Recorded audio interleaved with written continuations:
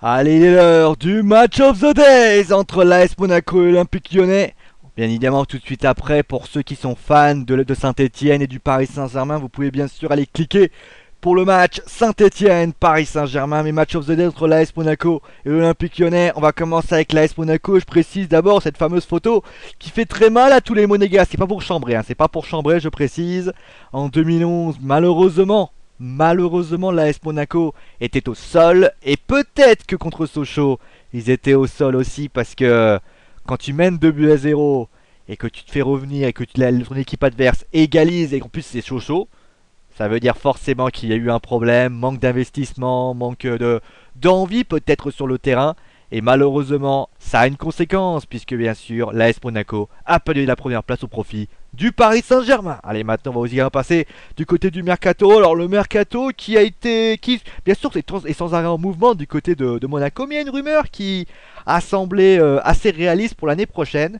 Faut savoir que Patrice Evra est en fin de contrat du côté de Manchester United, et Patrice Evra du côté de Téléfoot a été assez évasif du côté de son avenir. Il a dit simplement: c'est pour ma prune, c'est mon avenir, ça te regarde pas. Voilà ce qu'il a à peu près dit.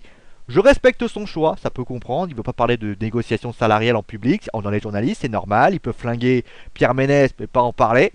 Pourquoi pas? Mais en tout cas, ce qui est sûr, c'est que ça n'a pas empêché les journalistes anglais et français de parler notamment de la rumeur d'Evra à Monaco. Est-ce que ça se fera? Est-ce que ça se fera pas? Pour moi, à mon avis, c'est mon avis personnel, ça peut se faire puisque bien sûr Evra allait, on va dire, à un niveau salarial élevé, mais ce que Monaco peut lui offrir. Et forcément, je pense, enfin c'est mon avis, qu'Evra, s'il ne prolonge pas à Manchester United, pourrait très bien aller du côté de la principauté. Elle est maintenant en place du côté du groupe. Le groupe monégasque qui voit le retour d'Emmanuel Rivière et de Eric Abidal. A noter qu'il y a deux blessés toujours, Dirar et Barazic. Et voici donc la composition d'équipe probable. Soubachir les buts, c'est normal. Vous avez une défense à 4, Kurzawa, Abidal, Carvalho et Fabinho. Vous avez ensuite un milieu de terrain 3 avec donc Toulalan et Obadi dans la récupération, même si Obadi sera, on va dire, entre les deux. Moutinho dans un rôle de créateur de jeu, un peu comme un meneur de jeu, si vous voulez, un numéro 10. Vous avez deux joueurs sur les côtés qui seront Rodriguez et Ferreira Carrasco, qui empilent les buts en ce moment. Et enfin, l'homme dont on a osé le critiquer, Falcao. Comment on peut critiquer Falcao? Je sais bien qu'en ce moment, ça fait 3 matchs qu'il marque pas, mais c'est pas une raison pour le critiquer. Tu peux critiquer un Gignac quand il marque pas, mais pas un Falcao. Falcao, c'est un buteur exceptionnel. Alors quand il marque pas durant 3 matchs, tu commences déjà à râler. Que Diad Ibrahimovic qui a pas marqué non plus. À un moment donné, il faut un petit peu moduler son jugement, si vous voyez ce que je veux dire. C'est pas parce que il marque pas que ça veut dire que le mec est pas en confiance. Ça veut dire que le mec n'aime pas son équipe. Faut un petit peu réfléchir avant de taper sur un papier.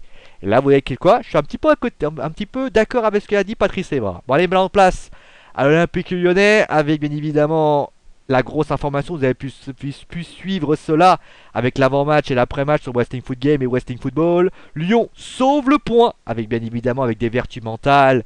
Et donc, le match nul contre Bordeaux. Ça avait été un match assez difficile du côté lyonnais. Lyonnais qui ont fait un bon match, mais qui malheureusement se prennent un but contre le Brut d'Aubargnac. Expulsion de Lacazette qui sera suspendu pour le match contre Monaco. Et malheureusement après, et heureusement d'ailleurs, avec des vertus mentales, avec de l'envie, avec du désir, Jimmy Briand réussit à égaliser. Et cela finalement a peut-être eu une conséquence, a eu un déclic, puisque regardez, et oui, l'Europa League a parfois du bon. Et la victoire difficile contre le Rijeka le prouve. Lyon est premier de sa poule. Et peut-être verrons-nous un club dans le prochain tour de l'Europa League. Elle est maintenant en place, évidemment, au groupe lyonnais, avec bien évidemment le retour de Gonalon et de Benimo qui étaient suspendus. Il y a toujours autant de blessés. Ça, c'est un petit peu problématique du côté. Bon, il y a toujours un joueur suspendu, c'est Lacazette, je vous en ai parlé. Avec bien évidemment Gourcuff, Umtiti, Ghezal, Koné, Vercoutre. Alors Gourcuff qui est encore blessé. On pensait qu'il allait revenir contre le Rijeka et malheureusement, il a fait une rechute.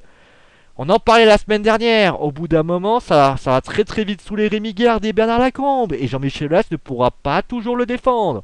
Alors je veux bien qu'il soit sympa, mais faut pas non plus abuser. C'est tout ce que j'ai à dire. Bon, allez, maintenant place à la composition d'équipe probable.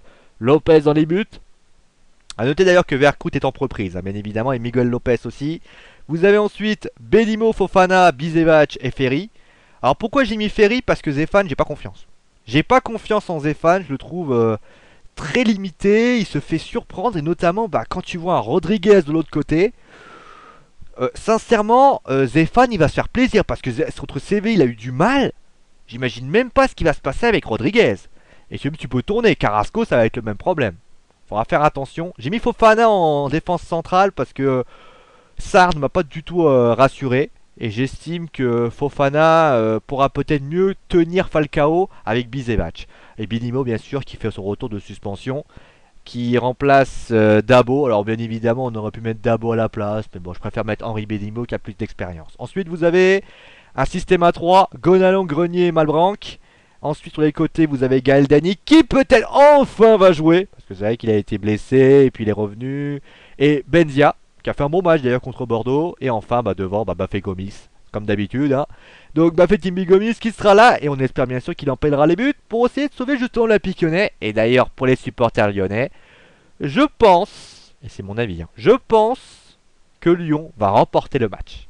Parce que je le sens, c'est mon pif qui le dit. Je sens que Lyon va procéder par contre et va réussir à marquer un petit but, tout cadenasser et réussir à tout donner pour remporter ce match. C'est mon avis et j'espère que mon avis sera bon parce que j'adore avoir raison. Bon allez, on va s'arrêter là. Je pense que j'ai été assez clair par rapport à ce match-là. Ça va être un bon match, je le sens. Hein. Lyon-Monaco, ça a toujours été un match extraordinaire et j'espère en tout cas y avoir raison encore une fois. Je vous rappelle bien évidemment qu'il y aura un autre match qui aura lieu à 21 h, Saint-Etienne-Paris Saint-Germain. Pour ceux qui veulent suivre ce match, tout ce que je vous conseille c'est de cliquer sur la petite vidéo qui sera juste au-dessus de la vidéo que vous avez. Pour les autres, eh bien tout ce que je peux vous dire c'est bon match à tous. Allez, à la prochaine.